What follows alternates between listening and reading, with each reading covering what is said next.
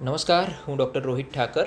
ઓસિફાઇડ લિગામેન્ટમ ફ્લાવમ એટલે કે એક એવી તકલીફ કે જેમાં કરોડરજ્જુની અંદર આવેલા નોર્મલ લિગામેન્ટમાં હાડકું બનવા લાગે અને જેના કારણે કરોડરજ્જુની મુખ્ય નસ પર દબાણ બને.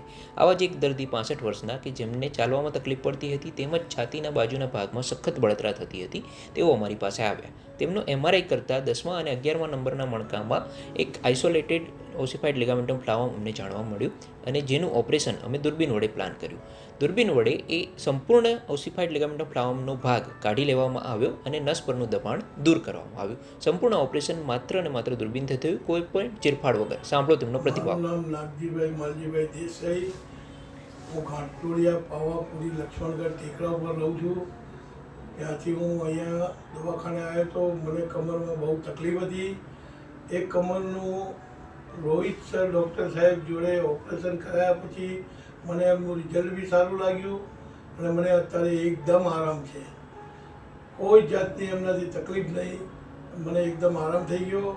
મારે બીજી વખત દવાખાને દેખાડવા આવવાની જરૂર પડી નથી. એટલું રિઝલ્ટ મને સારું મળ્યું છે. જો આ ઓપરેશન ચીરો મૂકીને કરવામાં આવે અથવા તો આગળના ભાગમાં છાતી ખોલીને કરવામાં આવે તો તેમાં ખૂબ જ ચીરફાડ થતી હોય છે, તેમજ દર્દીને રિકવરીમાં ખૂબ જ સમય લાગતો હોય છે.